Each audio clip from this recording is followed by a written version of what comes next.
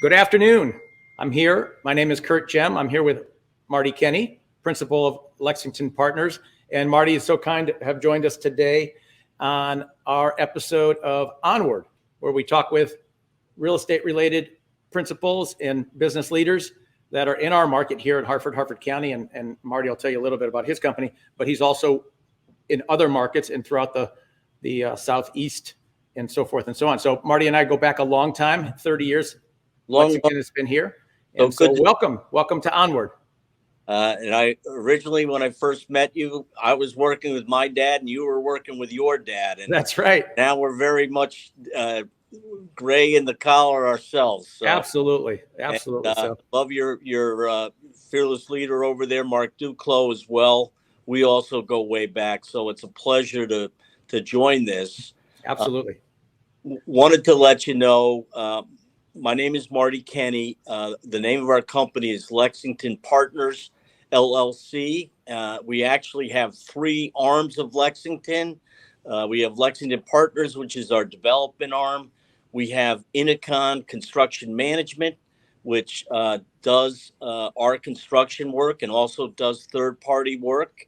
We're currently doing about $175 million worth of construction work as we speak. And our third branch is Lexington Property Management, which, as I mentioned to you this morning, with a purchase that we just made down in Columbia, South Carolina, and Memphis, we're now owning and managing over 3,000 apartments, plus developing about 600. So we're really in the game. We're Hartford based. I know we've had a pandemic, but we've been here since May of 2020, and I know a lot of people in your offices are here, Curt, as well. We found that the best way to accomplish all the things we're doing is to stick together and take precautions, and we have. Absolutely, Marty. You know, it's interesting. I came back downtown in 2019, about 6 months before things started to, sort of deteriorate. And it was great to see the vibrancy, the development that has been going on in downtown Hartford. And again, you guys have been very fortunate to go to the suburbs as well with a lot of different projects. But it was great to see, people walking on the streets, living in downtown Hartford. And and the growth that you guys have experienced over, the course of 30 years has been fantastic. So it's great that you're able to now, with that muscle, do those kinds of projects. And you've got a couple of those going on right now, one in downtown Hartford. Tell us a little bit about the Temple Street project, and I'll put a visual up so that people can see what we're doing. The Temple Street project, which we call Sage Allen, in honor of the property that was there for so many years, we wanted to bring that name back. And Sage Allen consists of 79 apartments in the former Sage Allen Tower that's in the forefront, in the back of that picture. And what we're working on right now is we're renovating 42 student housing buildings, and we're converting that into a total of 85 apartments that are single entry and have some dynamic common areas where residents can get to hang out, to grill.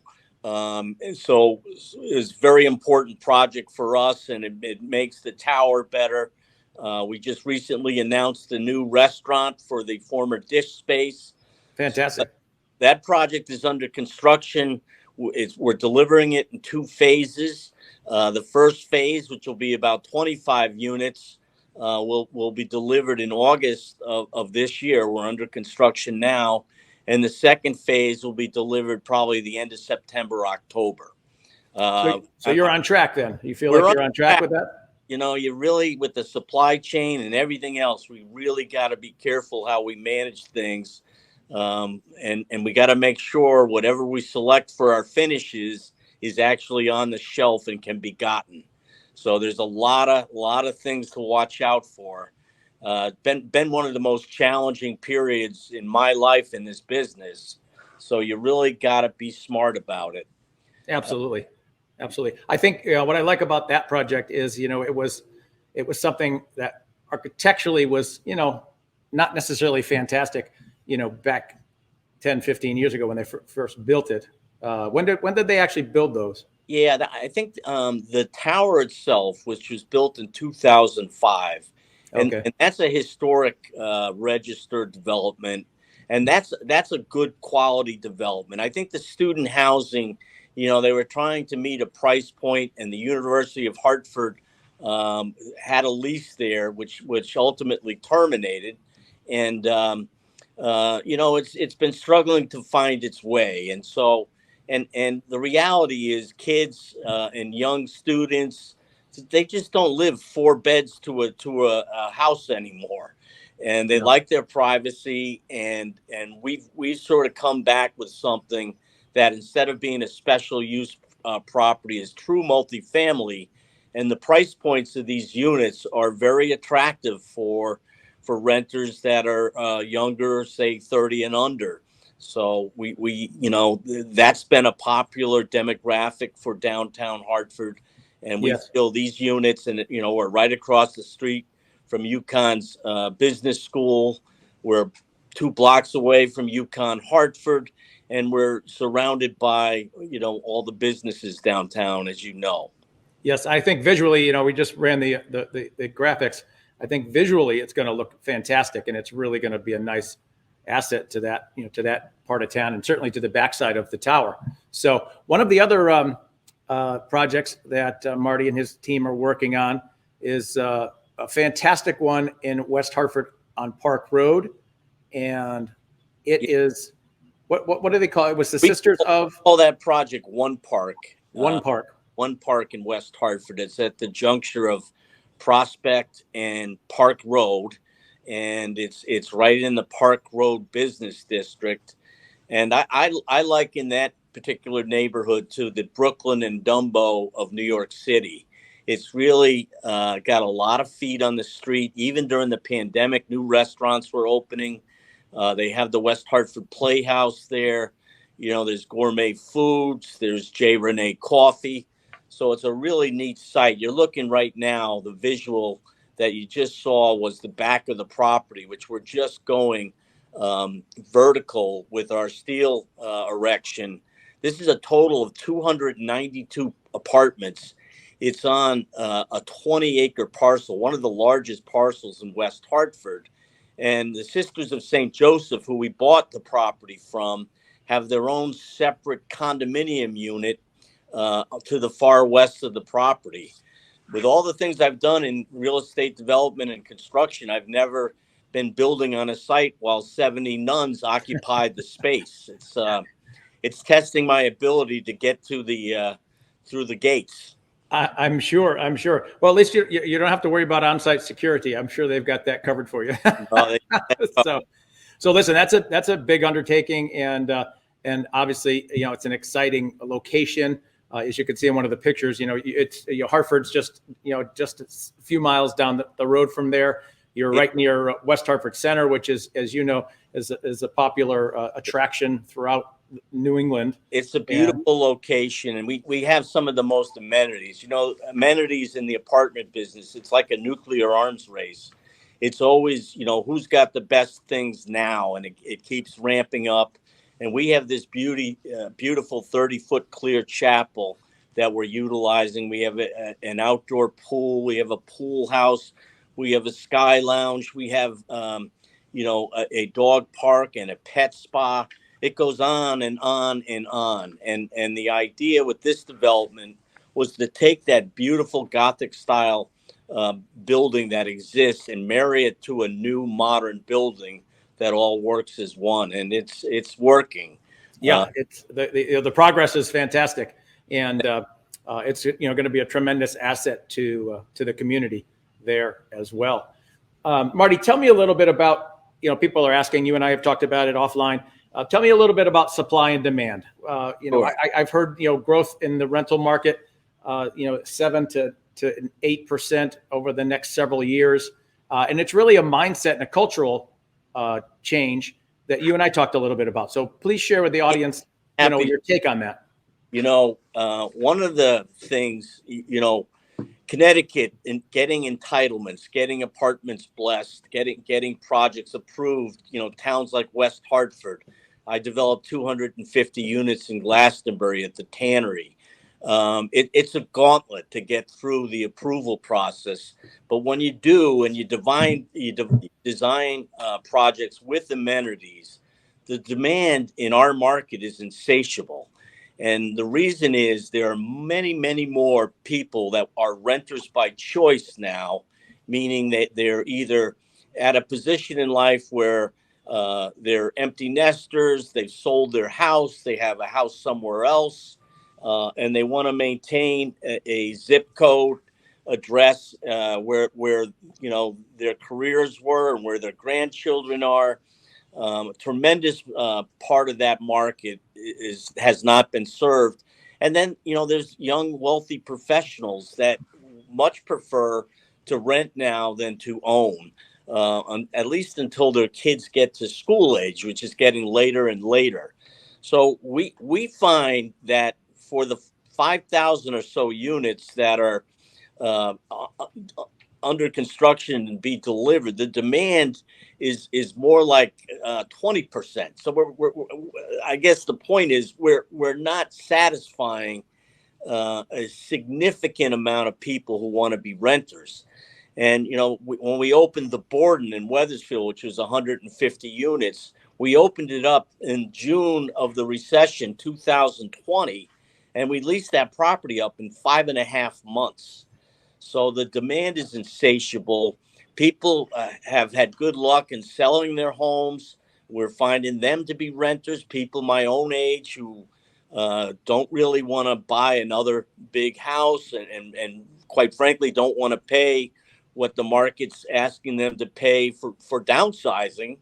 So they're renting. And it's been a very dynamic time. Now, Ken Goslin wrote an article in the Hartford Courant yesterday where he noted that in Connecticut, rents have raised over the last year a total of 11%.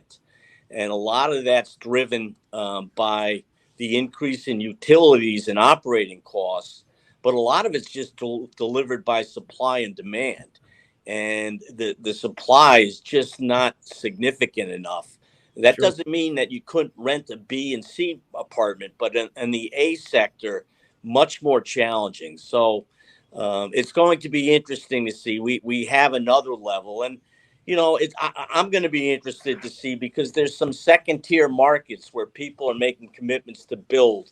New Britain, East Hartford, places that haven't really grown on the apartment sector. Bloomfield, where we did a project early on in the past cycle. So it'll be interesting to see how those zip codes respond and how prospective residents take them on. But, we're very careful about where we locate. And I think, Hartford County as a whole is going to have we're all batting above our playing weight right now. So Right. We'll see if that continues. I think it will. Yeah, I think certainly in the near term. And so you and I also talked a little bit about, material costs, what has happened there. And then obviously, with everything going on in the world, interest rates are a challenge or potentially a challenge. I mean, you and I both lived when they were 18, 19%. Right. So when they show the interest rate going to, 4.22, I say, okay, No, So, but it has been a significant change. We've had some of the lowest interest rates in our careers, Curt. And yeah, absolutely. now we're starting. We just had a bump 2 weeks ago with all the tumultuous political things that are going on with inflation, with a shortage of oil and and gas. It's become challenging. And I was mentioning to you on construction costs. Yeah. Since we started our project in West Hartford, we've had an annualized increase over when we first started of 23% in construction costs. And the second slide I show you is that's blended between labor and materials. And the reality is materials have more like increased almost 40%. So in all the years I've been doing this, managing those increases have been challenging. I will say, with rental rates increasing, sales prices in apartments on Class A buildings, we sold the Tannery last year for a record number. That's been offsetting some of these challenges. But in West Hartford, we before we're done, we'll have a 12% overall increase in our costs. We're now 96% bought out, and 12% sounds horrible to me, but quite frankly, we're doing better than most. Sure. Managing the process. So we're proud of that.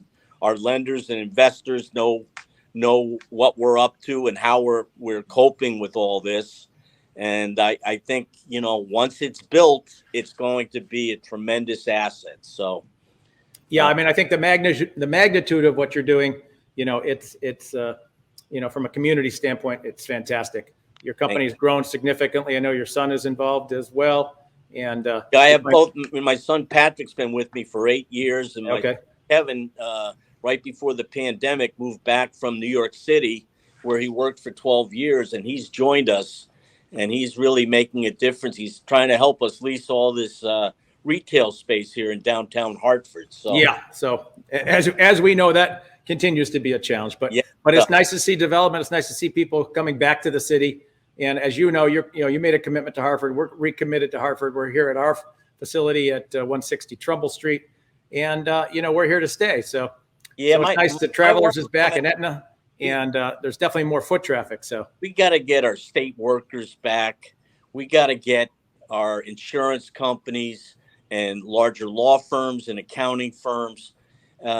Listen, I think anybody who tells you they're more effective as a whole, as an organization, working remotely is kidding themselves. No, I think we weren't culturally set up for that. No. The collaboration that we're able to achieve, being face-to-face. I'm not suggesting that a hybrid model doesn't work, but certainly that collaboration, you don't have it. And you got to have it, particularly for the young people that you're mentoring and absolutely helping to deliver good techniques. And listen, in our business, we have construction workers, we have property managers, maintenance people that are on site, dealing with everything. So it's not very cool if the executive offices are staying home. Yeah, exactly. So I agree. We're in the trenches with our team, and that's where we like to be. Yeah, absolutely. So listen, Marty, I told you I'd keep it as quick as possible. I love the dialogue and the information. I'm super excited that you guys are having successful projects ongoing, and so that's great to see. And congratulations on your acquisition. That's exciting news. Thank you. And I'd like to do some more of this as we continue to see Hartford, come back. Great, Curt. I had a lot of fun. Thank you for having me. All right. I appreciate it. I'll talk with you soon. Take care. Bye.